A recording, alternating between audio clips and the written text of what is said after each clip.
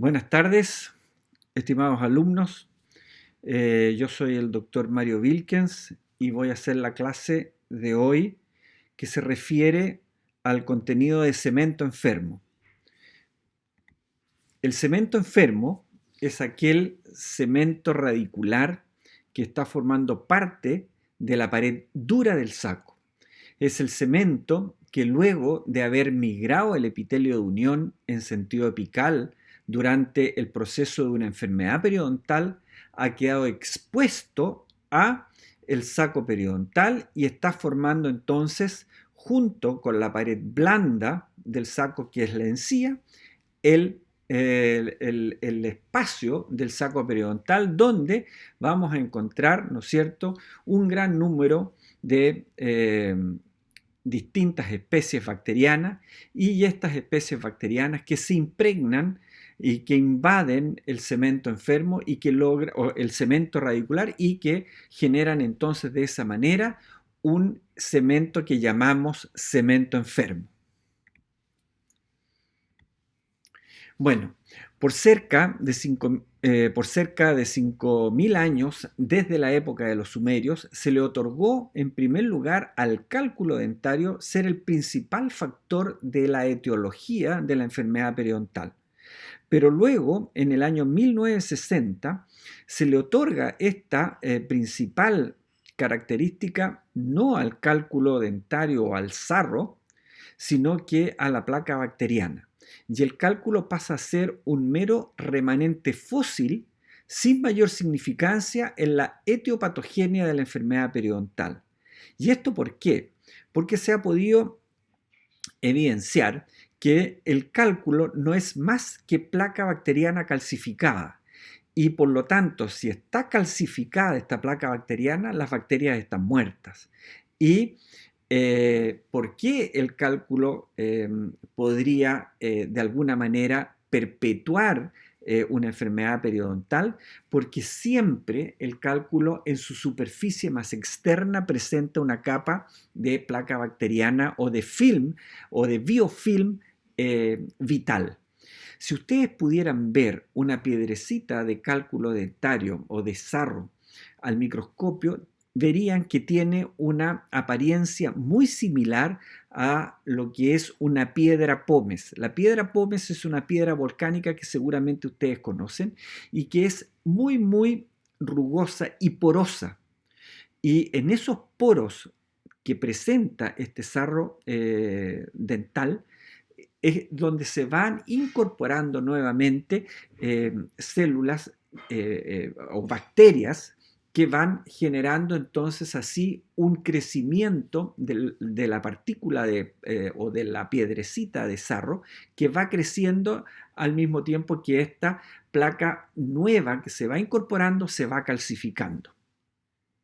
Entonces el sarro, más que eh, por su calidad de piedra que está ahí incorporada y fija a la pared dentaria, es la placa bacteriana que lo recubre la que podría provocar o la que provoca en mayor magnitud toda la inflamación que hay en torno a la encía que está formando parte de la pared blanda de un saco periodontal. Bueno, en el año 1965, Le y Tailande y otros autores diseñaron un estudio en el cual pudieron identificar y señalar con propiedad que la placa bacteriana es la causa de una gingivitis.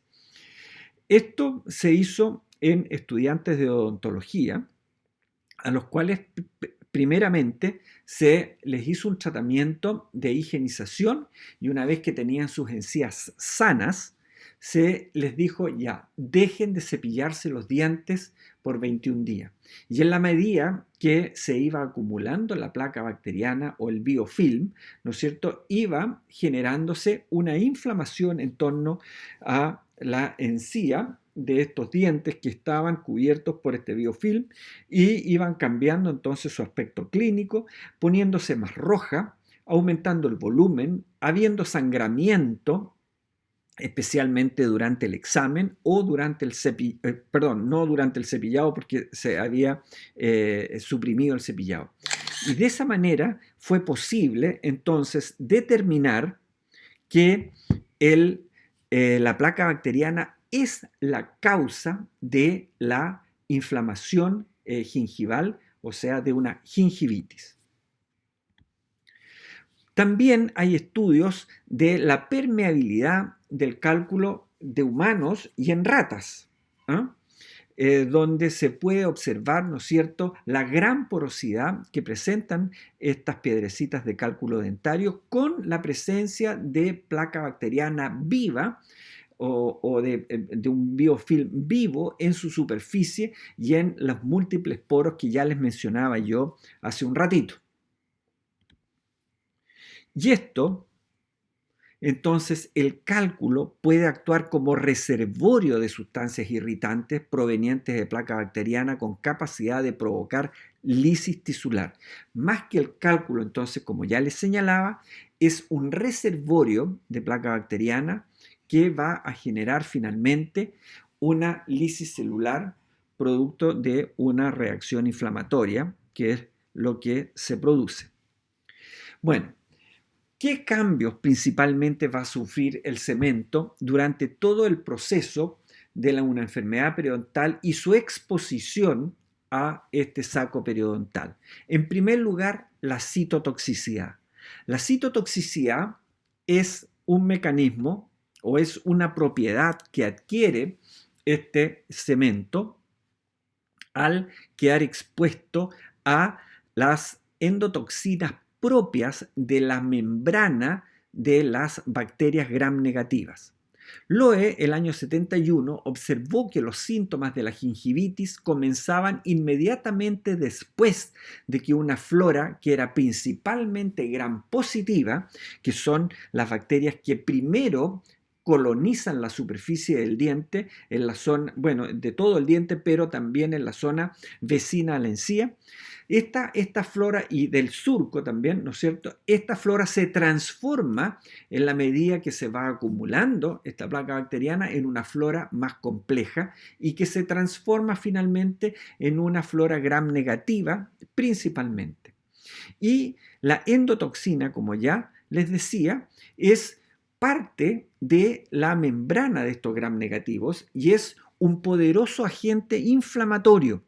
Es una macromolécula de lipopolisacárido y es capaz también de atravesar el epitelio del surco y activar una respuesta inmune en el hospedero, en el tejido conectivo del tejido gingival.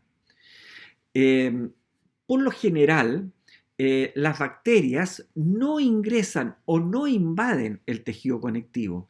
Tienen un batallón de avanzada que es justamente estas endotoxinas que son capaces de franquear, ¿no es cierto?, esta barrera, que es la barrera epitelial, e ingresar al tejido conectivo. Y van a ingresar las bacterias ya en etapas más avanzadas, cuando hay periodontitis avanzadas en sacos profundos o cuando hay una enfermedad agresiva, una enfermedad periodontal agresiva. Puede verse también que hay ingreso de bacterias directamente al tejido conectivo o también incluso se ha podido ver hasta la cresta alveolar. También se ve invasión de microorganismos cuando hay una guna o una puna, que es la gingivitis ulceronecrotizante o la periodontitis ulceronecrotizantes. En esas ocasiones podemos encontrar entonces invasión microbiana en los tejidos, pero por lo general en una enfermedad, en una periodontitis crónica común y corriente, no vamos a encontrar invasión microbiana de los tejidos. ¿Y qué va a causar esta reacción inflamatoria? Es justamente estas endotoxinas que son capaces de atravesar la barrera epitelial. La presencia de una actividad biológica, ¿no es cierto?, del cemento que está pegado o que está cubierto por esta endotoxina, es posible verla en este trabajo de Aleo del año 74. Extrajo endotoxina de raíces con enfermedad periodontal avanzada. Esto todavía está porque son trabajos muy antiguos y están con la clasificación de la enfermedad periodontal del año 99. ¿Eh? Por eso estoy hablando de una enfermedad periodontal avanzada. Bueno, todo este tema está absolutamente zanjado y todos estos estudios son bastante antiguos porque ya está claro qué es lo que causa, ¿no es cierto?, la inflamación dentro de los tejidos.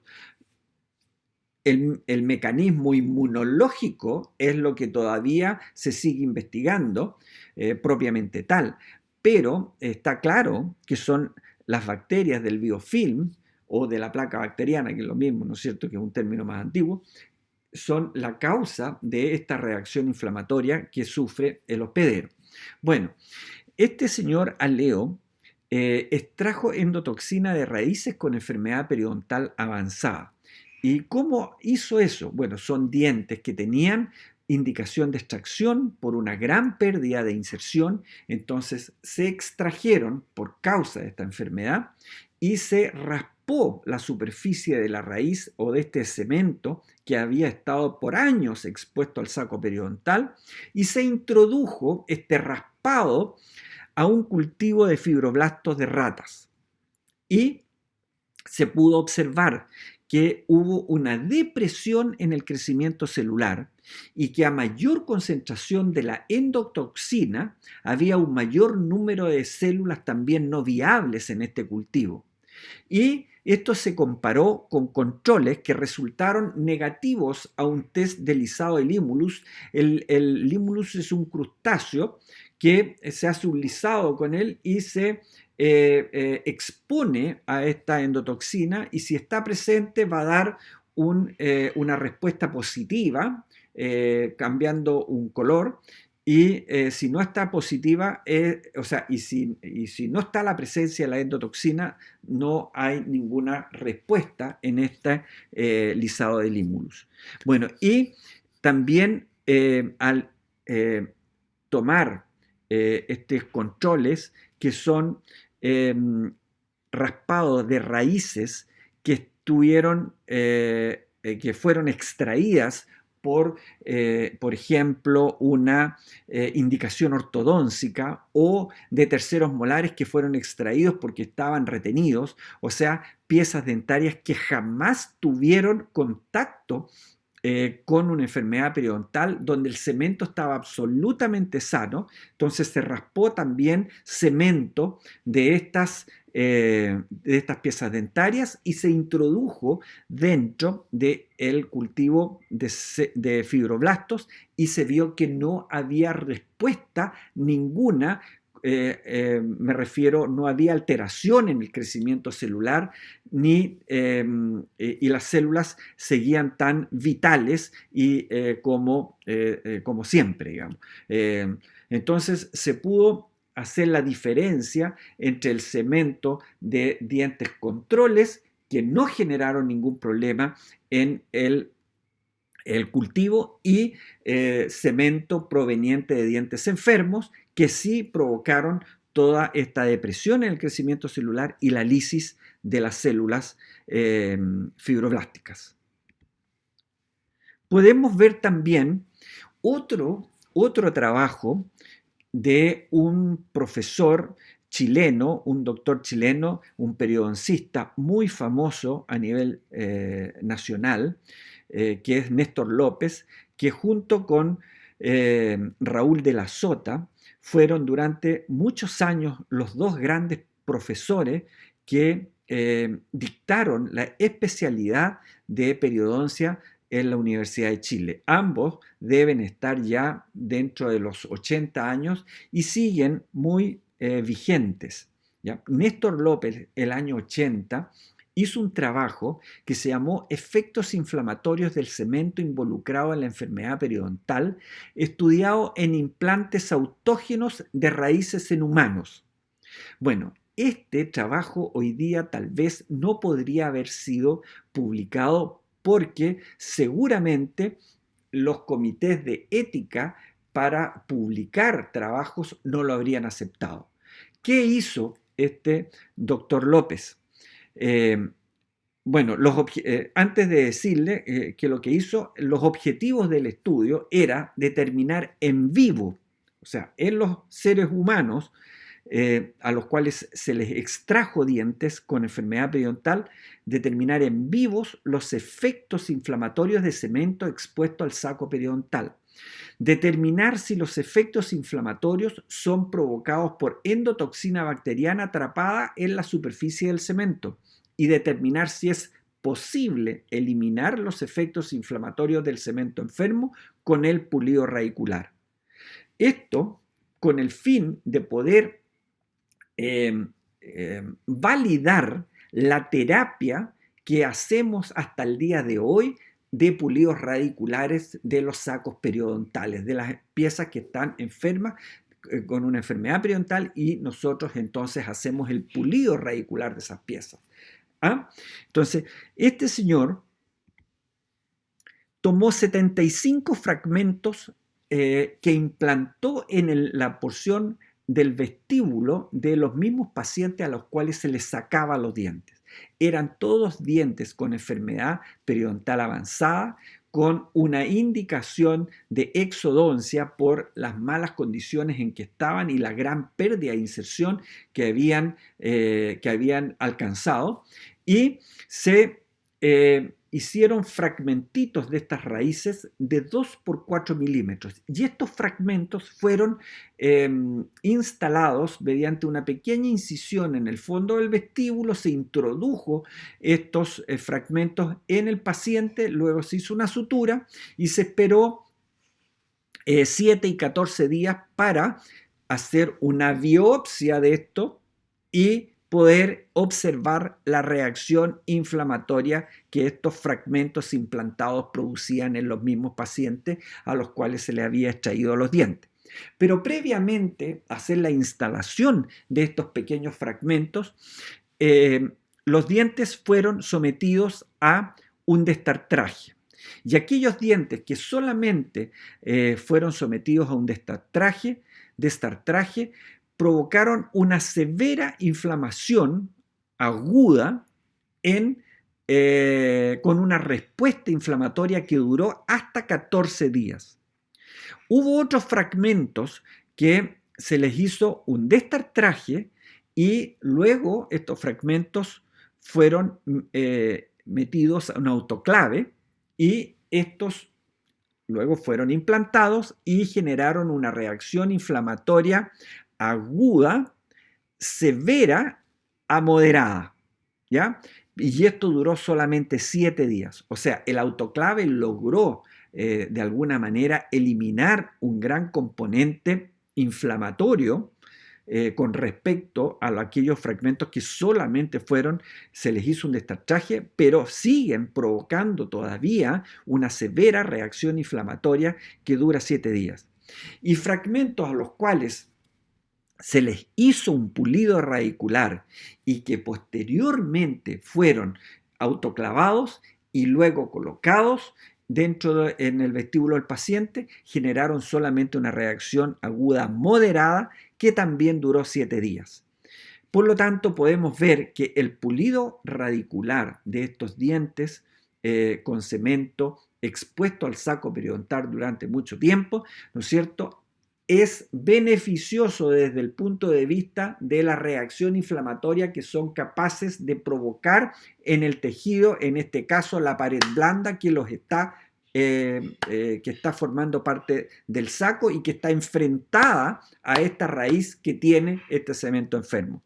Bueno, como también se hizo en el trabajo anterior, también hubo fragmentos controles de pacientes a los cuales se le extrajo un premolar, por ejemplo, por indicaciones de ortodoncia. Se le hizo un pequeño fragmento, se le instaló también en el vestíbulo y luego se hizo la biopsia y estos fragmentos que tenían un cemento sano, no provocaron inflamación aguda ninguna, ¿no es cierto? No provocaron ningún tipo de inflamación. Así que se pudo comprobar también que el cemento sano no genera una reacción inflamatoria en los tejidos. Interesante trabajo. Bueno, no contento con esto, López luego hizo el año 86 un efecto detoxificante, hizo otro trabajo que se llamó efecto detoxificante del ácido cítrico sobre las superficies radiculares expuestas al saco periodontal. López nuevamente en esta publicación tomó 18 dientes extraídos por una periodontitis crónica severa nuevamente y los sometieron inmediatamente posterior a la extracción a un raspado ultrasónico. Esta vez no fue con cureta el pulido radicular, sino que fue con ultrasonido. Posterior al raspado ultrasónico se tomaron 2 fragmentos por diente y uno de estos fragmentos se sumergió en una solución de ácido cítrico saturado por 5 minutos y otro fragmento se sumergió en una solución salina estéril, o sea, suero fisiológico. Y luego ambos fragmentos fueron implantados en el tejido subcutáneo de ratas Wistar.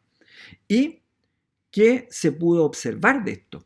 Que aquellos fragmentos que habían sido tratados con ácido cítrico produjeron un menor número de células inflamatorias en torno a este fragmento y aquellos fragmentos que fueron tratados sin ácido cítrico, o sea, con suero fisiológico, había un gran número de células inflamatorias rodeando este fragmento. Pudo verse también que la relación del tejido conectivo de las fibras colágenas con estos fragmentos que habían sido tratados con ácido cítrico, en algunos casos, en 8 casos en forma específica, había un estrecho contacto del colágeno con estos fragmentos. Incluso mostraron hasta una inserción de fibras colágenas en el cemento tratado previamente con ácido cítrico. Y en aquellos que habían sido tratados sola o habían sido metidos en una solución salina, estéril, estaba claramente separado el tejido conectivo de estos fragmentos, lo que está señalando que el ácido cítrico sí tiene una gran actividad detoxificante del cemento que ha estado expuesto al saco periodontal. ¿Y esto por qué es tan importante? Porque durante unos años, en el pasado, la enfermedad periodontal se trató también con la aplicación de ácido cítrico en pacientes que se operaban y se les levantaba un colgajo, se raspaban bien las raíces, se les aplicaba ácido cítrico y luego se suturaban, tratando de lograr una nueva inserción conectiva sobre estas raíces que habían sido detoxificadas con ácido cítrico. La verdad es que eso en algunos casos dio buenos resultados, pero el ácido cítrico en ese tiempo se preparaba vertiendo en una solución, o sea, en agua destilada, cristalitos de ácido cítrico hasta que se iba disolviendo el ácido cítrico, que son como granitos de sal, se iba disolviendo hasta que ya no se disolvía más. Ahí, en ese momento, entonces la solución está saturada y con una motita de algodón chiquitita embebida en esta solución de ácido cítrico se aplicaba sobre la superficie de las raíces que habían quedado expuestas al levantar un colgajo y habían sido pulidas con las curetas. Pero como es tan líquido, esto tendía de alguna manera a fluir hacia las zonas vecinas y tenía un pH 1. Por lo tanto, quemaba también parte del tejido sano que estaba rodeando la raíz. Así que la verdad se ocupó un tiempo y después dejó de ocuparse y hoy día se ha vuelto a ocupar porque el ácido cítrico viene también en gel, como el ácido que usamos para descalcificar o desmineralizar el esmalte para hacer un composite. Y ahí sí que es muy...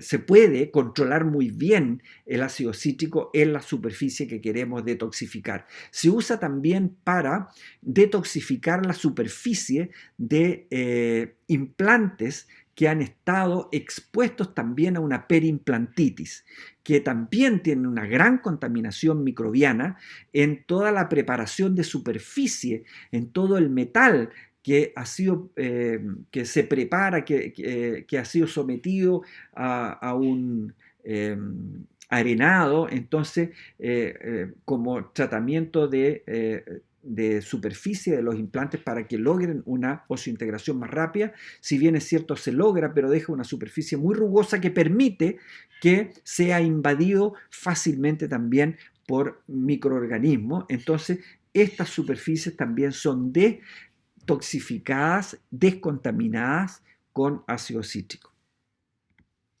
Bueno, en resumen de lo que les he estado hablando hasta el momento con respecto a citotoxicidad, vamos a encontrar que hay presencia de una endotoxina en el cemento, que esta endotoxina genera o produce un menor crecimiento celular en el cultivo de células, células de fibroblastos de rata, como en el trabajo que ya les mencioné.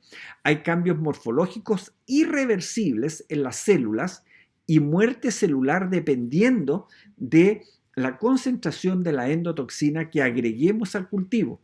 Esta endotoxina es termostable, acuérdense que las metemos al autoclave y sigue estando presente y sigue generando una reacción inflamatoria y provoca severa reacción inflamatoria en los tejidos porque atraviesa la barrera epitelial del surco. Ahora, ¿qué otra característica podemos encontrar en este cemento enfermo? Es la invasión microbiana del cemento y de la dentina. O sea, no solamente tenemos una contaminación del cemento, sino que también hay una contaminación bacteriana de la dentina. Y es posible observar microorganismos que se introducen al interior de la dentina a través de los túbulos odontoblásticos. Y esto se puede observar en un microscopio electrónico de barrido. Existe entonces invasión de microorganismos en la zona del cemento o de la pared dura del saco, solamente en aquella zona coronaria al epitelio de unión. Aquella zona del cemento que todavía no ha sido expuesta al saco periodontal, o sea, la que está apical al epitelio de unión, ahí no podemos encontrar invasión microbiana.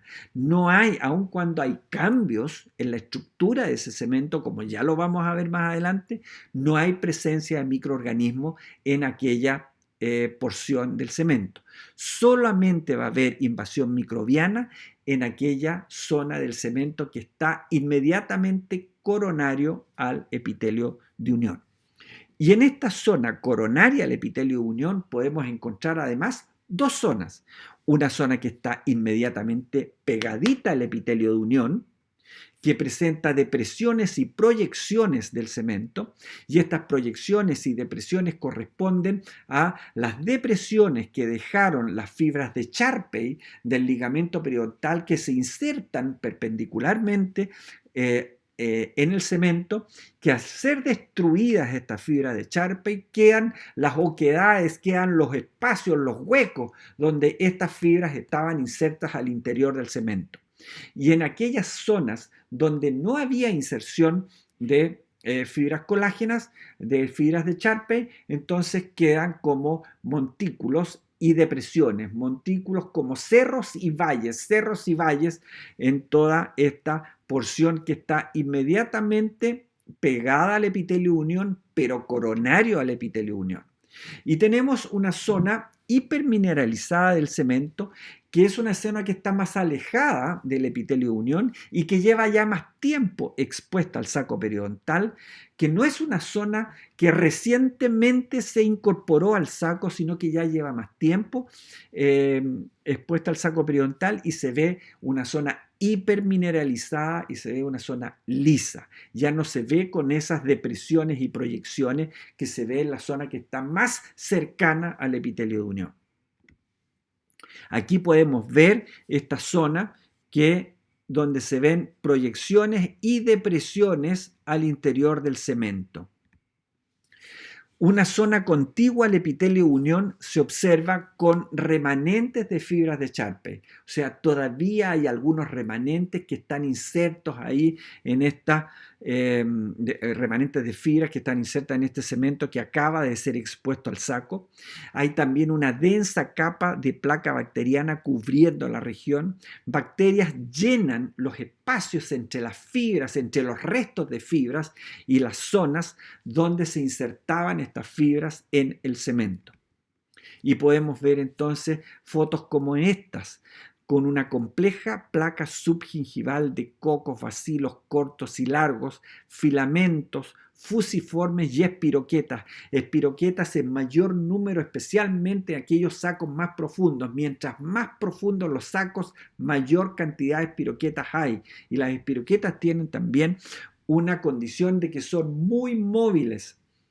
Y tenemos uniones intercelulares entre las bacterias. Hay fusiones de filamentos con cocos y vemos este tipo de cadenas, como las que ustedes ven en esta foto. Podemos ver también estas densas colonias de placa bacteriana sobre la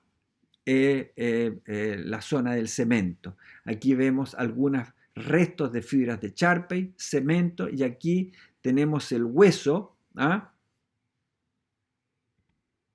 y así se ve un cemento sano, ¿ya?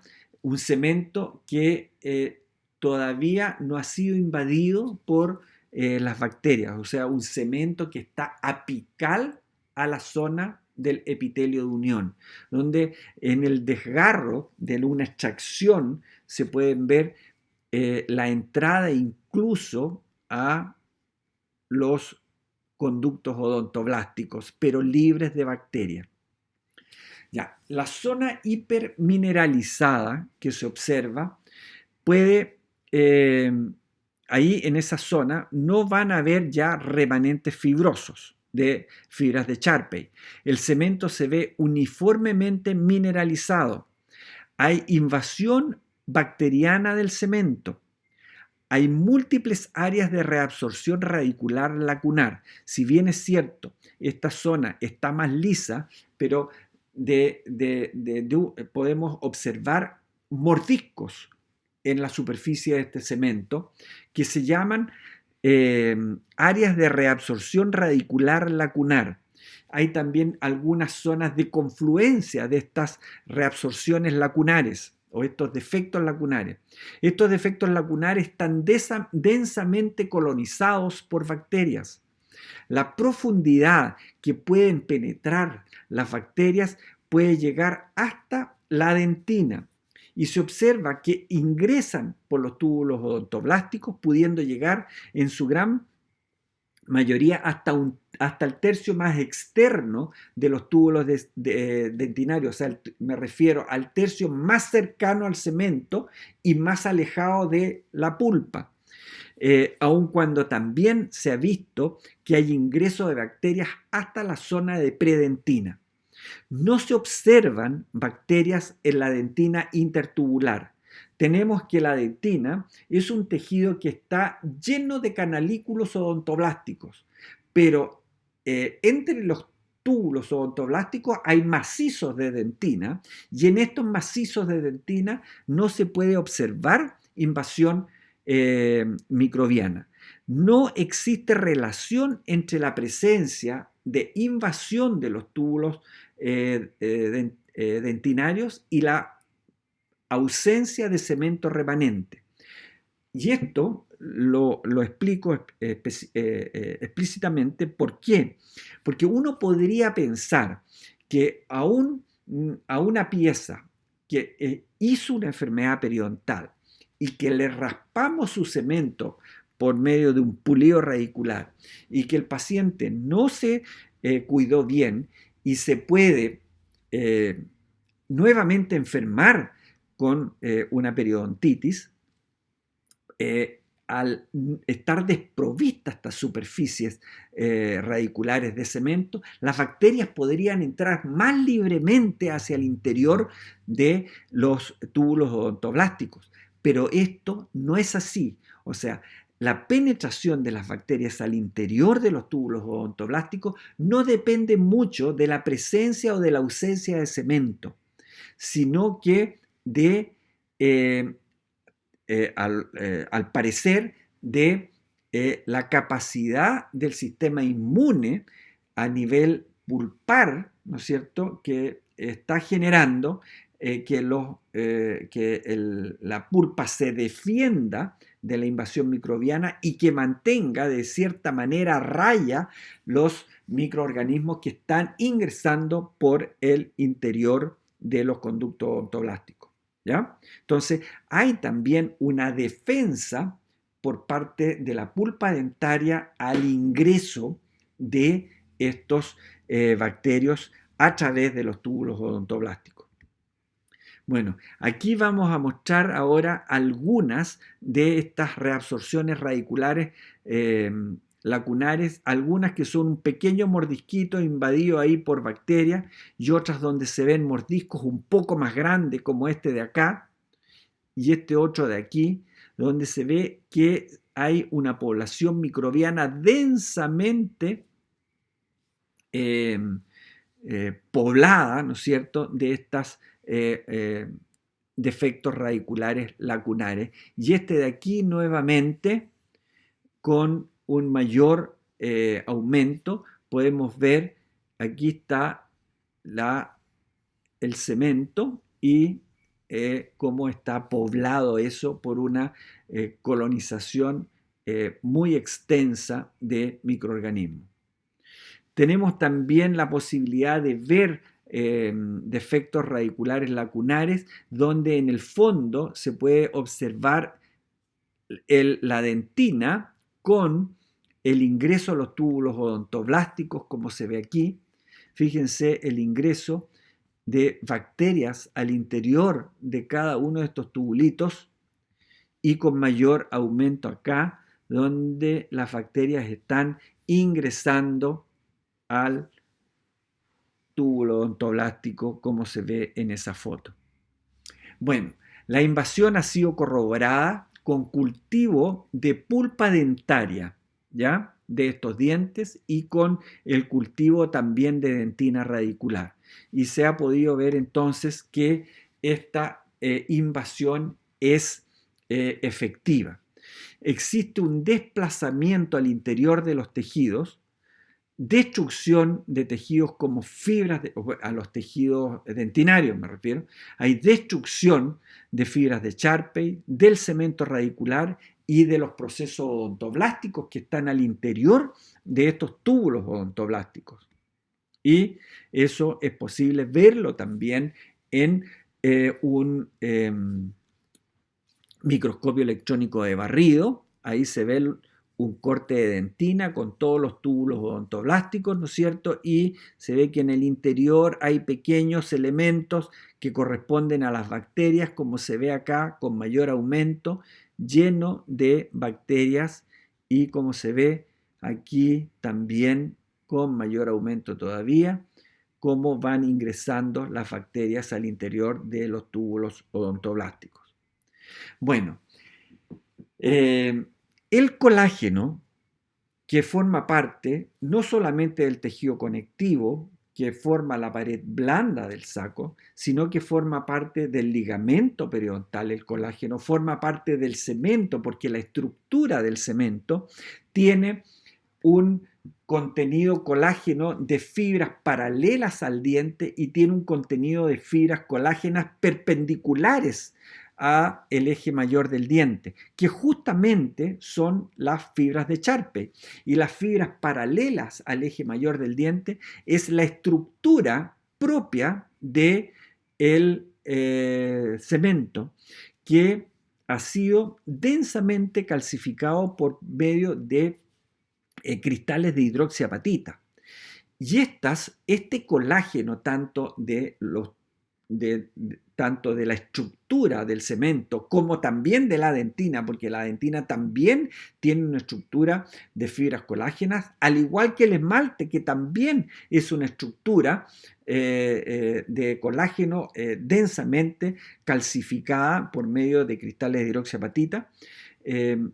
Este colágeno puede ser destruido por porfiromonas gingivalis, por el AA, por espiroquetas y capnocitófaga. Todo este cuarteto de bacterias tienen colagenasas que son capaces de destruir el colágeno, por lo tanto destruir las fibras de Charpey, destruir digamos, el recubrimiento de la raíz de cemento y destruir también la estructura de la dentina. Y el colágeno también es fácilmente desnaturalizado por metabolitos ácidos bacterianos.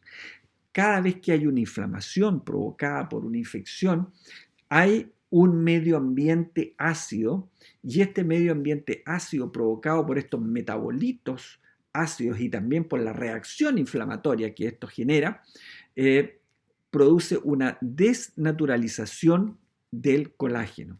Y el colágeno desnaturalizado puede ser también degradado por enzimas proteolíticas, que estas sí las tienen un gran número de bacterias que están presentes al interior del saco periodontal. Las colagenasas son más específicas para estas 4 bacterias, pero las enzimas proteolíticas son un armamento de un sinnúmero de bacterias que está al interior del saco periodontal. Y entonces estas bacterias subgingivales pueden ayudar en la destrucción de todo el aparato de inserción de la pieza dentaria. Tenemos entonces áreas de reabsorción radicular lacunar, túbulos odontoblásticos y cemento radicular remanente, que pueden servir luego de un pulido radicular como reservorio de microorganismos, porque la cureta, al hacer un raspado radicular de la superficie de la raíz, va a eliminar gran parte del cemento, pero la cureta no ingresa en aquellas zonas donde hay estas reabsorciones radiculares lacunares, pasa por fuera, y en la profundidad de esta reabsorción radicular lacunar pueden quedar todavía bacterias que, al mismo tiempo que aquellas que quedaron al interior de los túbulos odontoblásticos y la presencia de cemento remanente, podrían generar, ¿no es cierto?, un fracaso de la terapia periodontal por ser ello también un reservorio de microorganismos. Pero la verdad que esto no es tan así, porque es como, y lo vamos a ver en la próxima clase, el cemento radicular siempre queda, no es posible eliminarlo completamente, y menos cuando se hace un pulido radicular sin levantar un colgajo. Incluso no solamente queda cemento, sino quedan restos de sarro subgingival, es posible evidenciar luego de un pulido radicular en la superficie radicular. Y a pesar de que queda cemento remanente, que quedan algunos trocitos, pequeños trocitos de sarro por aquí y por allá en la superficie radicular, el pulido radicular sirve igual para resolver el problema inflamatorio y recuperar la salud de ese paciente.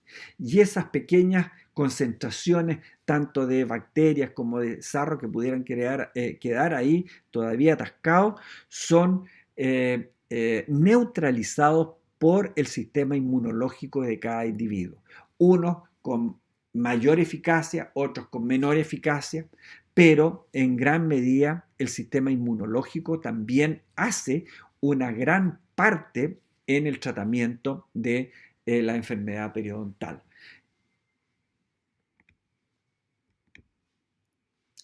La hipermineralización de este cemento expuesto al saco periodontal se ha observado también por el OAL microscopio electrónico de transmisión, donde se puede ver claramente la hipermineralización de este cemento. Se ha visto también, se les ha hecho análisis químico a este cemento, donde se ha comprobado que está aumentada las moléculas de calcio, de magnesio y de fosfatos.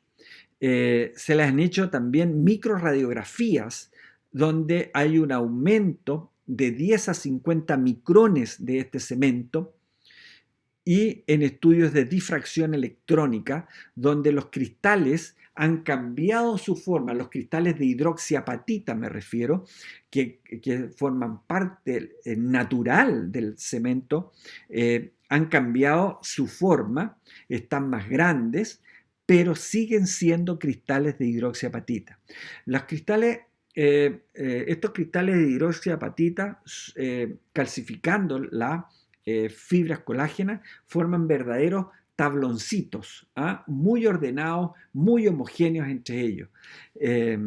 Pero cuando esta estructura, este cemento, ha quedado expuesto al saco periodontal, estos cristales van cambiando su forma, se hacen más gruesos, son polimorfos, pero siguen en esencia siendo cristales de hidroxiapatita. Cambios del cemento ahora en la zona inmediatamente apical al epitelio de unión. Todo lo que les he mencionado anteriormente es todo aquello que sucede en el cemento que ya está expuesto al saco periodontal. Lo que vamos a hablar a continuación es aquel cemento que todavía no se ha expuesto al saco periodontal, pero que están ocurriendo cosas ahí que tienen que pasar previamente para que el epitelio de unión descienda o migre en sentido apical y este cemento entonces quede expuesto al saco periodontal. Hay primero entonces así una disminución de la densidad electrónica del cemento debido a una reducción en el número y tamaños de cristales y pérdida de colágeno. Como ya les decía, las endotoxinas son capaces de atravesar la barrera del epitelio y generar una fuerte inflamación al interior del tejido conectivo y en la zona apical al epitelio de unión, donde van a producir una zona ácida que va por la inflamación, que va a provocar una desintegración de fibras colágenas, una desintegración también de los cristales y una pérdida de colágeno. Entonces va a haber pérdida de fibras de Charpey, pérdidas de precemento, de la capa de precemento y también lisis de cementoblastos a causa de este contenido de endotoxinas que está llegando y generando una reacción inflamatoria a ese nivel. Tenemos aquí entonces en esta imagen un cemento que está sano, un ligamento periodontal con abundantes fibras de Charpey que se insertan por un lado en el cemento y por el otro lado en el tejido óseo. Esto es tejido óseo. Y es así como se ve un ligamento periodontal sano, con múltiples inserciones de fibras de Charpey que corren perpendicular a la superficie del cemento. ¿Ya? Y al desgarrar estas fibras de Charpey durante una extracción dentaria, por ejemplo, si miramos al microscopio electrónico de barrido un diente que ha sido extraído en su porción donde el cemento todavía estaba sano, donde todavía no había saco periodontal, vamos a ver una cosa similar a esta. Gran cantidad de fibras de Charpey insertas al interior o a la superficie del cemento y que se ve sano. no se observa invasión microbiana de este cemento en el área apical al epitelio de unión.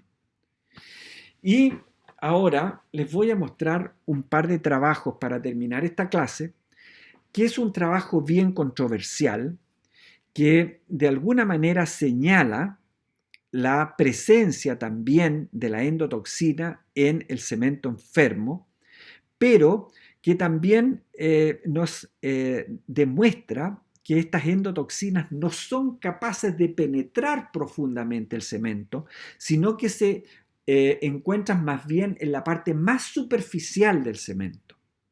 Bueno, este es un trabajo que hizo Stuart Niemann el año 86 y lo hizo en perros Beagle. Y aquí el trabajo se llamaba el rol del cemento enfermo en el proceso de recuperación, ¿no es cierto?, en el tratamiento periodontal. Y se trabajó con los segundos, terceros y cuartos premolares de perro y a boca partida. Eso significa que se trató un lado del maxilar del perro con una técnica y en el mismo perro se trató el otro lado, el lado izquierdo, por ejemplo, con una técnica y el lado derecho con otra técnica. Eso es un trabajo de boca partida. Y a estos perros se les hizo un tratamiento periodontal cuando tenían su condición periodontal sanita. Luego, al día 0, se le instalaron ligaduras a nivel del cuello de los dientes, ¿ya? Y estas ligaduras se dejaron ahí por 120 días, de manera que produjeran una enfermedad periodontal. ¿Y qué es una enfermedad periodontal provocada, no espontánea? Por lo tanto, luego de que ya se había establecido la enfermedad periodontal, a los 120 días, se retiraron las ligaduras. ¿Para qué? Para que esta enfermedad periodontal, que se había provocado en forma ficticia, colocando las ligaduras, tuviera un tiempo de desarrollo de forma natural. Entonces se mantuvieron 60 días más los dientes con enfermedad periodontal, pero ya sin las ligaduras. Y al día 180 se hizo una elevación de colgajos, tanto del lado derecho como del lado izquierdo, y a un lado se le hizo raspados radiculares con cureta, eliminando el cemento enfermo, y al otro lado, en el lado homólogo, ¿no es cierto?, solamente se le hizo un destartraje, no se raspó el diente con cureta, sino que se le eliminó el tártaro que podríamos encontrar y posteriormente con una taza de goma, que es la misma taza de goma que utilizamos para eliminar tinciones y placa bacteriana de las coronas cuando hacemos una higienización. Esa misma taza de goma con una pasta profiláctica se pasó sobre las superficies radiculares que habían quedado expuestas luego del levantamiento del colgajo. Se lavó bien, se hizo un abundante lavado para que no quedaran restos de pasta ahí al interior de los tejidos. Se suturaron y se permitió que estos repararan, tanto el lado que se raspó, que se les hizo pulido radicular, como el lado que no se les hizo pulido radicular. Ya a los 240 días, entonces, se sacrificaron estos pobres perros y se hizo biopsia de estos dientes. ¿Qué se pudo observar? Se pudo observar que los resultados fueron similares en cuanto a la recuperación que estos dientes tuvieron, con un tratamiento y con el otro tratamiento. Los resultados sugieren entonces que la remoción del cemento enfermo con el propósito de eliminar la endotoxina presente en el cemento no es necesario para lograr una salud periodontal. ¿Qué hizo entonces la limpieza por medio de tazas de goma y de destartraje? eliminó toda la capa superficial nomás del cemento, eliminó el sarro que había y eliminó la capa superficial o limpió el cemento enfermo, y eso fue suficiente para que se lograra una salud periodontal en esos dientes. Y eh, esta recuperación fue similar a la del lado opuesto, que fue los dientes ampliamente raspados por medio de cureta. Bueno, no contento con esto, Stuart Niemann años después hizo el mismo, o un trabajo muy similar, no digamos el mismo, muy similar en personas. Y tomó 11 pacientes tratados también con un diseño de boca partida, y los dientes comprometidos aquí fueron los incisivos, los caninos y premolares. ¿Qué hizo entonces este investigador?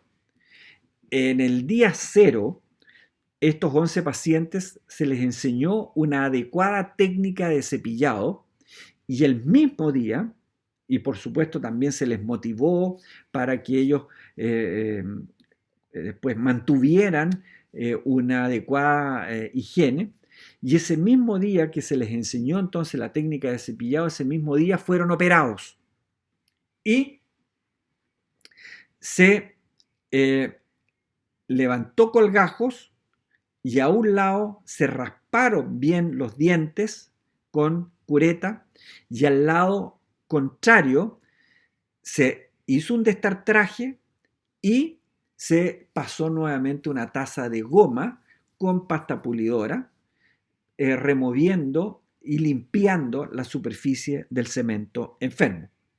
Luego de esto, se lavó bien, muy bien lavado, con suero fisiológico, y se suturaron los colgajos. Y durante los 3 primeros meses, estos pacientes fueron controlados cada 2 semanas, y cada control significaba reforzar el cepillado, remotivar, limpiar aquellos dientes donde podría haberse juntado algo de placa bacteriana o de sarro, y eso se hizo cada 2 semanas durante los primeros 3 meses de tratamiento. Y del tercer mes hasta los 24 meses, estos pacientes fueron controlados cada 3 meses. Y nuevamente en cada control se les hizo reforzamiento de las técnicas de cepillado y limpieza de sus dientes de acuerdo a si lo necesitaban o no. Y a los 24 meses entonces se les hizo un examen para poder determinar en qué condición de salud estaban. Y créanme ustedes que lo que encontraron fue que a los 24 meses, tanto el lado que había sido raspado con curetas y el lado que solamente se les había hecho un destartraje y una limpieza de las superficies radiculares con estas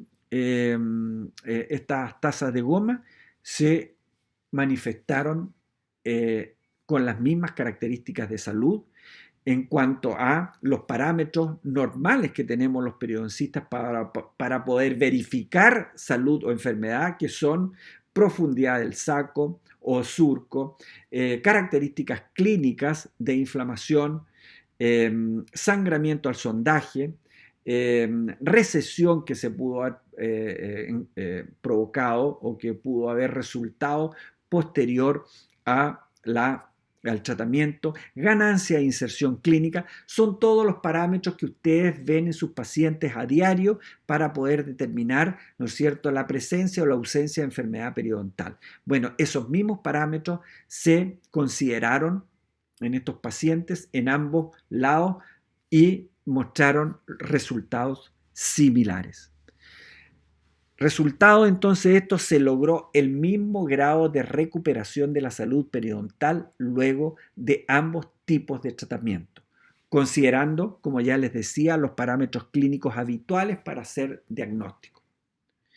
Bueno, ¿qué podemos entonces analizar de estos dos trabajos? Que no es necesario eliminar todo el cemento. Y de hecho, nunca logramos eliminar todo el cemento, especialmente cuando no hacemos raspados radiculares a cielo abierto, me refiero con levantamiento de colgajo. Hoy día, salvo en sacos muy profundos, donde hay lesiones de furca, levantamos colgajos, pero por lo general ya no se levanta mucho colgajo, y porque se ha visto también que finalmente, al cabo de 2 años, las condiciones de los pulidos radiculares con levantamiento de colgajo y sin levantamiento de colgajo no son muy diferentes. En un principio, los parámetros de las zonas operadas andan mejor, pero a largo plazo los parámetros tienden a juntarse en aquellos pacientes que se operaron y los que no se operaron. Entonces, hoy día se opera poco los sacos, la enfermedad periodontal, para limpiar las superficies radiculares, y simplemente se hacen pulidos radiculares a través de la entrada del saco periodontal. Y está demostrado también que si no levantamos colgajos, es imposible poder eliminar todo el tártaro subgingival y eliminar el cemento enfermo. Y sin embargo, igual los pacientes logran recuperarse. Por lo tanto, nuestro sistema inmunológico está ayudando también al resultado de nuestro tratamiento. Nosotros hacemos una parte mecánica haciendo los pulidos radiculares, y la otra parte la efectúa nuestro sistema inmunológico, y logramos recuperar de esa forma a los pacientes. Ahora, seguimos haciendo pulidos radiculares porque, la forma para poder no hacer pulidos radiculares es simplemente tener que levantar un colgajo para hacer el destartraje y pasar esas tazas de goma sobre la superficie radicular. Y, eh, y la verdad es que no se levantan colgajos para hacer eso. Entonces seguimos haciendo pulidos radiculares. Bueno, esto es lo que tenía para mostrarles en esta clase. Espero les haya sido interesante, y la siguiente clase, que se llama pulidos radiculares,